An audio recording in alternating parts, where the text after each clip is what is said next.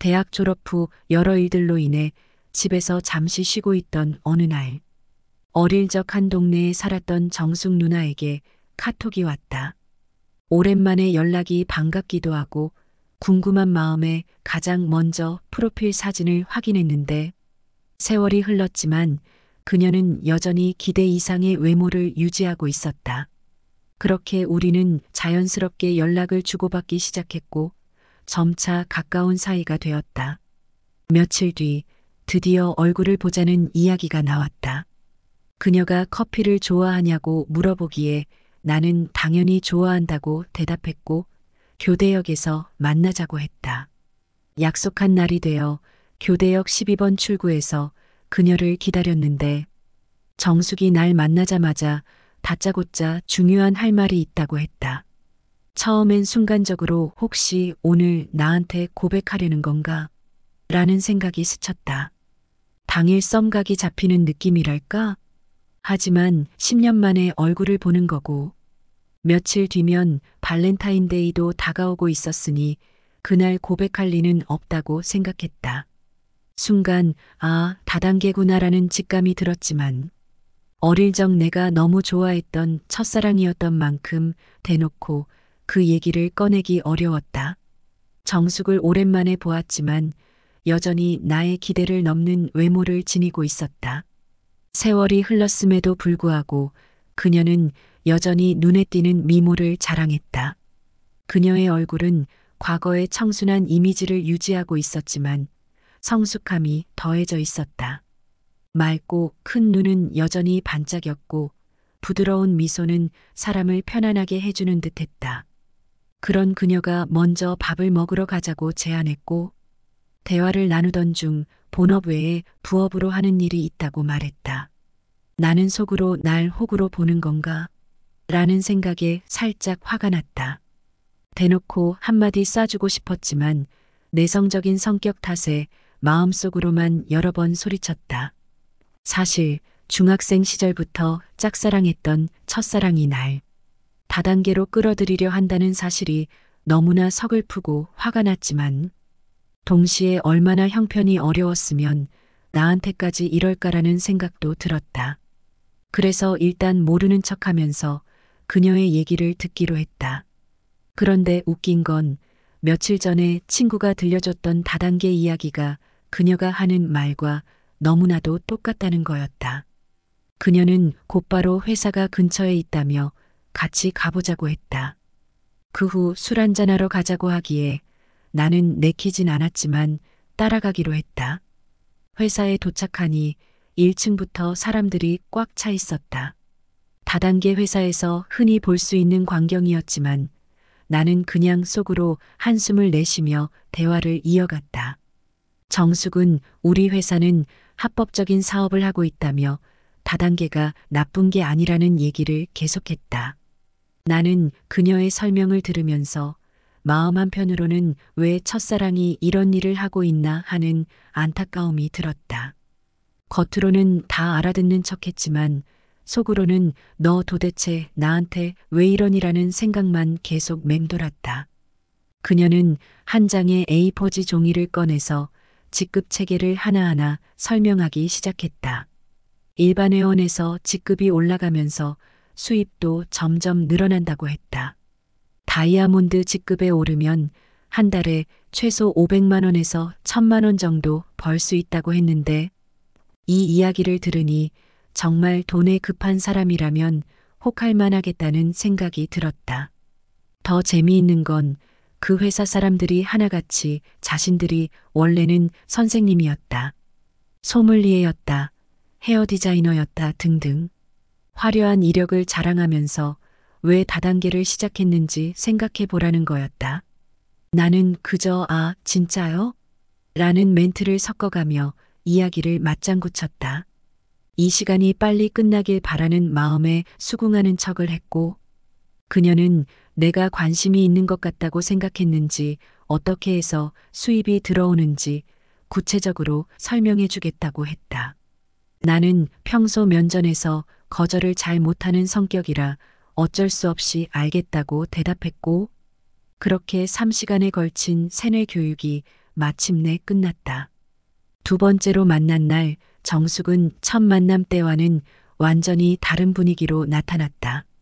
지난번보다 훨씬 화려하게 차려입고 왔는데 그 모습에 나는 순간 놀라지 않을 수 없었다. 마치 날 완전히 매료시키려는 듯한 의도가 느껴졌다. 흰 블라우스 아래에는 타이트한 검정색 스커트를 매치해 허리선을 강조하며 우아하면서도 도발적인 분위기를 자아냈다. 정숙은 이번에도 여전히 날 다정하게 맞이했지만 말투는 더 적극적이고 확신에 차 있었다. 그녀는 이번에도 회사로 가보자고 했고 나는 지난번처럼 별다른 거절 없이 따라갔다. 회사로 가는 길에도 끊임없이 성공 사례와 다단계의 장점들을 열정적으로 설명했다. 이때 나는 그녀가 나를 설득하기 위해 얼마나 공을 들이고 있는지, 그리고 그 뒤에 숨겨진 절박함을 느낄 수 있었다. 그날 저녁 정숙 누나와 치맥 한잔하며 오랜만에 이런저런 이야기를 나누게 되었다. 누나는 처음엔 밝게 웃으며 이런저런 이야기를 꺼냈지만 시간이 지나면서 조금씩 진지한 얘기를 하기 시작했다. 술 기운이 조금씩 올라오자 누나는 이혼 후 홀로 아이를 키우며 지내는 삶의 고단함과 외로움을 털어놓았다. 그녀의 얼굴에는 지친 기색이 역력했다. 상철아, 혼자 아이를 키운다는 게 생각보다 정말 힘들더라. 신랑이 사업을 잘못해서 모든 걸 잃었을 때 난 그래도 내 가정이 있으니 괜찮을 거라고 생각했어. 그런데 결국 다 무너지고 말았지. 혼자가 된 후엔 더 외롭고 힘들었어. 그녀는 점점 목소리가 떨리며 눈가에 눈물이 맺히기 시작했다. 아이 앞에선 강한 척하려고 해도 밤이 되면 무너져 내리는 날들이 많았어. 그 누구에게도 이 이야기를 할 수 없었고 정말 막막하더라. 그런데 상철이 너랑 이렇게 만나고 이야기하니 오랜만에 누군가가 내 말을 들어주는 것 같아서 참 위로가 된다. 그 순간 나는 정숙 누나가 그동안 얼마나 외로웠는지 또 그 고통을 누구에게도 털어놓지 못하고 혼자 짊어져 왔는지 느낄 수 있었다. 그녀가 짓던 씩씩한 미소 뒤에 숨어있던 깊은 상처가 내게 그대로 전해졌다. 나는 조용히 그녀의 이야기를 들어주며 위로의 말을 건넸다. 누나, 정말 고생 많았어요. 혼자서 그 모든 걸 감당하다니. 누나가 얼마나 힘들었는지 이제야 알겠네요. 그녀는 내 말을 듣고 울음을 참으려 애쓰며 말했다. 상철아, 고마워. 너라도 이렇게 들어줘서 마음이 한결 나아지는 것 같아. 그 순간 우리는 서로의 외로움을 느끼며 자연스럽게 가까워졌다. 마음속 깊은 곳에서 서로를 이해하고 오래된 인연이 다시금 이어지는 듯한 느낌이었다.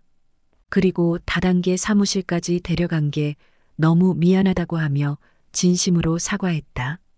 나는 이미 다 알고 있었지만 누나가 곤란해질까봐 아무 말도 하지 않았다고 솔직하게 털어놓았다.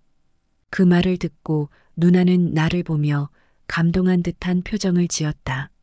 술집을 나와 그녀에게 조심히 집에 들어가라고 했더니 지하철도 끊겼고 집까지 가는 택시비가 많이 나올 거라면서 차라리 자기 집에 가서 한 잔 더 하다 자고 가라는 거였다. 순간 당황스러웠지만 혹시 무슨 일이 벌어질지 모를 상황이었기에 정중히 거절했다. 그런데 갑자기 정숙 누나가 내 팔짱을 끼더니 혼자 집에 가기 무섭다며 발에다 달라고 했다. 그 순간부터 내 머릿속은 복잡해지기 시작했다. 결국 나는 그녀를 집까지 바래다 주었고 예상치 못하게 그녀의 집에서 하룻밤 신세를 지게 되었다. 나도 이런 상황이 처음이었고 무엇을 어떻게 해야 할지 몰랐다. 우리는 늦은 밤까지 웃고 떠들며 즐거운 시간을 보냈다. 누나는 술에 취해 나에게 집까지 바래다 달라고 했고 나는 그녀를 집까지 데려다 주었다. 그날 우리는 한 침대에 나란히 누웠지만 서로의 마음을 확인하고 조심스럽게 관계를 이어갔다. 그렇게 시간이 흐르고 우리는 연인 사이로 발전했다. 8살 연상의 정숙 누나는 나의 첫사랑이었고 지금까지도 우리는 잘 만나고 있다.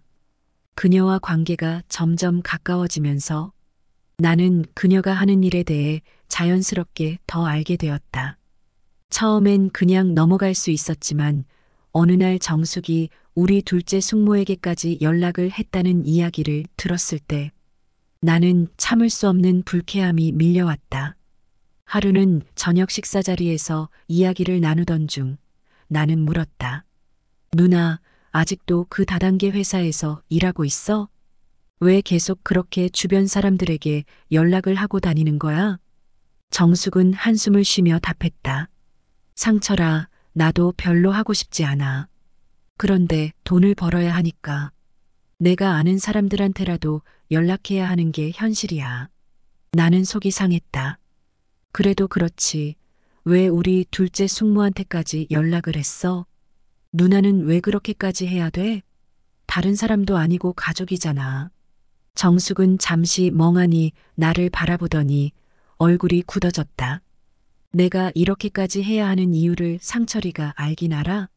나 혼자 아이 키우면서 얼마나 힘든데. 이거라도 안 하면 어떻게 먹고 살겠어? 그녀의 목소리가 점점 격앙되었다. 나는 당황했지만 내 입장도 분명히 해야 한다고 생각했다. 누나, 나도 누나가 힘든 거 알아. 하지만 가족한테까지 그러는 건 아니라고 생각해. 우리 숙모한테 연락하는 건 선을 넘은 것 같아. 나한테는 누나가 소중하지만 그런 방식은 옳지 않잖아. 정숙은 서운한 표정으로 고개를 돌렸다. 내가 이런 상황에 놓여 있는 게 나도 괴로운데 상철이는 나를 이해하지 못하는 것 같아. 다단계라고 해서 무조건 나쁜 건 아니야. 내가 선택한 일이야. 상철이도 그만큼 나를 믿어주면 좋겠어. 우리는 그날 저녁 서로 말이 통하지 않는 듯한 느낌으로 싸우기 시작했다. 나는 정숙 누나가 왜 이런 길을 선택했는지 알지만 가족에게까지 손을 뻗는 건 도저히 받아들일 수 없었다. 정숙은 자신이 나를 포함해 주변 사람들에게 피해를 주지 않으려 노력한다고 주장했지만 내 마음속의 불편함은 해소되지 않았다. 결국 그날 우리는 감정이 격해져 크게 싸우고 말았다. 나는 마음이 복잡했다. 정숙 누나는 정말 내가 이해하기 힘든 선택을 하고 있었고 그로 인해 우리 관계에도 금이 가고 있다는 걸 느꼈다.